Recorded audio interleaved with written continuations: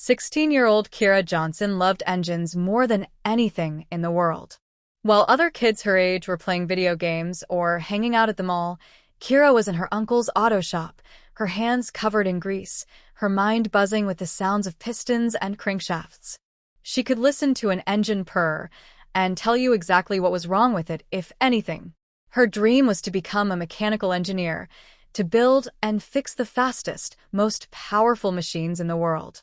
So when she got the chance to work as a summer intern at the famous Garrett engineering firm, she was beyond excited. This was where real engineers worked on real projects, racing cars, airplane engines, even prototypes no one else had ever seen. Kira couldn't wait to learn from the best.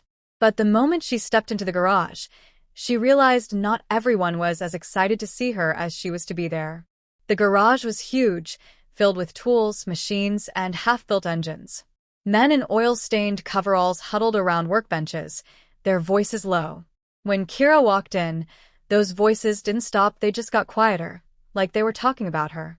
One mechanic, a tall guy with a scruffy beard, glanced at her and muttered, "Since when do they hire kids?" Another engineer, wiping his hands on a rag, smirked. "Bet she's just here for diversity points." Kira's face burned, but she kept walking. She wasn't here to make friends. She was here to learn. Then she saw him. Brad Hullis. Brad was the senior engineer at Garrett, the guy everyone listened to. He was tall, with sharp blue eyes and a confident swagger. He was also the smartest person in the room, and he knew it. When Kira asked if she could watch the team work on the famous V12 prototype engine, a legendary machine that hadn't run in 15 years, Brad just smirked. "Sure, kid," he said, crossing his arms. "Stand back and watch the pros. Maybe you'll learn something." The other engineers chuckled. Kira clenched her fists but didn't say anything. She just nodded and stepped back, watching as they tinkered with the engine, adjusting wires, checking fuel lines, tapping gauges.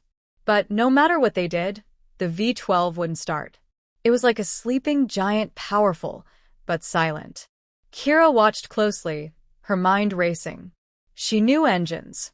She knew them better than most of the people in this room, even if they didn't believe it yet. And as she stood there, listening to their frustrated sighs, their muttered curses, she made a decision.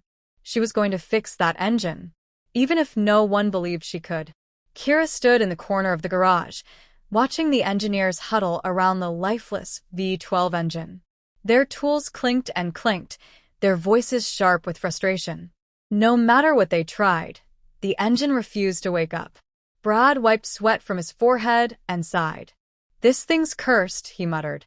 15 years, and not even a sputter." One of the mechanics laughed. "Maybe we should just scrap it. Turn it into a fancy coffee table." The others chuckled, but Kira didn't laugh.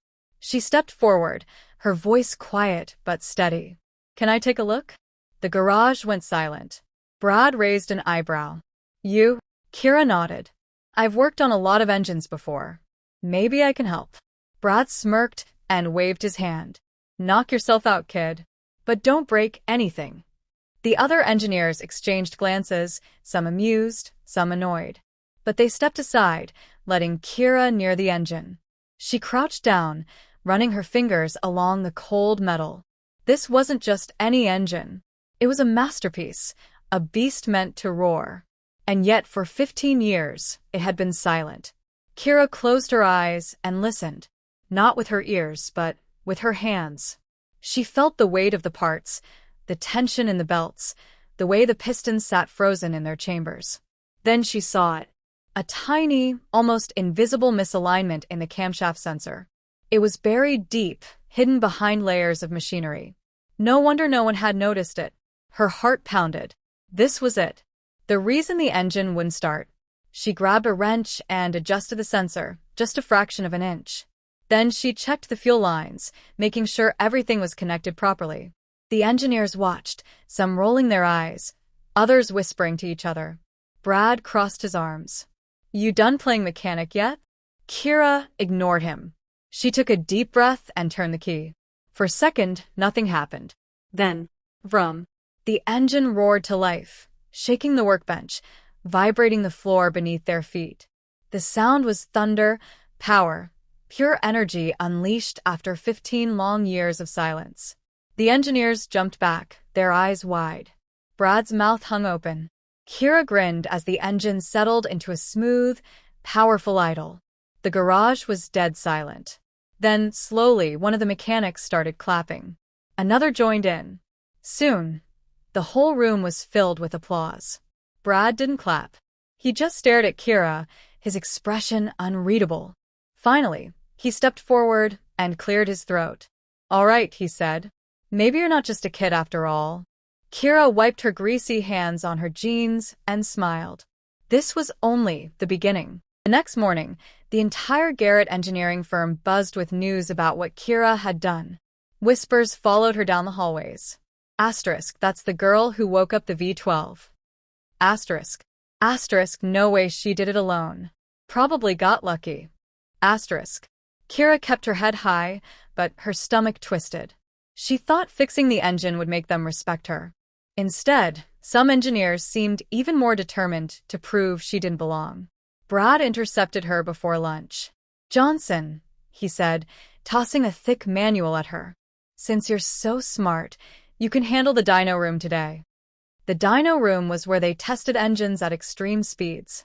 Only senior engineers were allowed to operate the equipment. This was a test. Kira caught the manual and didn't flinch. "What's the assignment?" Brad smirked. "Turbocharged 2JZ. Overheats at 7,000 RPM. Fix it by end of day." It was an impossible task. That engine had stumped their team for weeks. The test begins. The dyno room smelled like burnt oil and hot metal. Kira studied the engine, her fingers tracing coolant lines as the massive dynamometer hummed nearby. She noticed 3 problems immediately. 1. A kinked radiator hose. 2. Faulty water pump bearings. 3. Incorrect ECU fuel mapping. But when she pointed these out to the lead technician, he laughed. "Kid, we checked all that. Try again." Kira's hands balled into fists. Then she saw what everyone missed. The intercooler was mounted too close to the exhaust manifold. Heat soak was choking the engine. Working feverishly, she fabricated a heat shield from scrap metal, rerouted coolant lines, adjusted the ECU settings herself. The technicians watched, arms crossed, as she strapped the engine into the dyno. Final test. At 6,500 RPM, the engine usually failed. Today, the needle kept climbing. 7,000 RPM. 7,500. 8,000. The engine screamed perfectly. Temperatures stable. The dyno screen flashed green. Test passed. A slow clap came from the doorway. Brad stood there, his usual smirk gone. Behind him, the entire engineering team had gathered. "All right, Johnson," Brad said. "Monday morning, you're with me on the GT40 project." This wasn't just any project. The GT40 was their million-dollar prototype. Being assigned to it meant one thing: Kira had earned her place.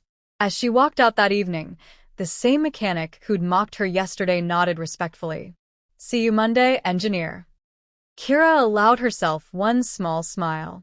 The real work was just beginning. The GT40 project loomed before Kira, like a mechanical Everest. In the weeks since fixing the 2JZ engine, she'd expected the garage's attitude toward her to change. Some engineers had warmed up, offering nods of respect in the hallways. But others, especially Brad's inner circle, still watched her with skeptical eyes. Monday morning arrived with a thunderstorm pounding against the garage's corrugated metal roof. Kira arrived early, her notebook already filled with sketches of the GT40's twin-turbo system. She found Brad waiting under the flickering fluorescent lights of Bay 3, where the million-dollar prototype sat shrouded under a gray tarp. "Sleep with your wrench set, Johnson?" Brad asked, nodding at her overstuffed tool bag. Kira hefted the bag higher on her shoulder. "Just ready to work." Brad yanked the tarp away with a dramatic flourish. The GT40's matte black carbon fiber body gleamed like a panther's coat. But Kira's eyes went straight to the exposed rear engine compartment, where a maze of wiring and piping connected to a monstrous V8. "Problem child," Brad said, slapping the engine cover. makes 900 horsepower for exactly 47 seconds before eating its own turbos. We've replaced every component twice. Boss says if we can't fix it by the Dubai Auto Expo next month, the project gets scrapped. Kira set down her bag and circled the car. She noticed immediately what the senior engineers had missed. The twin Borg-Warner turbos were mounted too close together, creating a heat vortex that superheated the intake charge. But before she could speak, a new voice cut through the garage. "Brad, you didn't tell me we were having bring your daughter to work day." A lanky man in spotless white coveralls strolled up, wiping non-existent dust from his designer glasses. Marcus Whitmore, Garrett's lead aerodynamicist and Brad's college roommate. The two had a reputation for running new engineers through brutal hazing rituals. Kira kept her voice level. "Kira Johnson, Dyno Team." Marcus smirked. "Ah, the miracle worker. Let's see how long that luck holds." He tossed Brad a thick folder. "Simulation data from the wind tunnel. Your little pet project has more drag than a freight train." The first test. By noon, Kira had mapped every inch of the engine bay. While Brad and Marcus argued over aerodynamics, she discovered 3 critical issues. 1. The turbo placement created uneven back pressure between cylinders 3 and 7. 2. The intercooler's core was too dense, causing airflow restriction. 3. The wastegate springs were mismatched by 3 psi. She presented her findings to Brad as the team gathered for lunch. Marcus laughed around a mouthful of sandwich. "You hear this, Brad? The intern thinks she's solved our year-long problem before lunch." Brad studied Kira's notes, his expression unreadable. Finally, he tossed the notebook on the workbench. "Prove it." Redesigning the beast. Over the next 2 weeks, Kira became a ghost in the garage. She arrived before dawn and left long after security locked the gates. While the senior engineers followed traditional protocols, Kira took radical approaches. Fabricated custom turbo manifolds from aircraft-grade Inconel. Designed a 3D printed intercooler with gradient core density. Recalibrated the ECU using data from Le Mans winning cars. The night before the final test, Kira caught Brad alone in the parts room. "You're betting your career on this," he said, handing her a rare titanium coupling she'd been searching for. "Why?" Kira met his gaze. "Same reason you keep giving me impossible tasks. To see if I'll quit." Brad surprised her with a genuine smile. "No. To see if you're as good as I think you are." Final showdown. Test day arrived with half the company gathered in the dyno room. The modified GT40 engine sat cradled in the test rig, its polished components gleaming under the lights.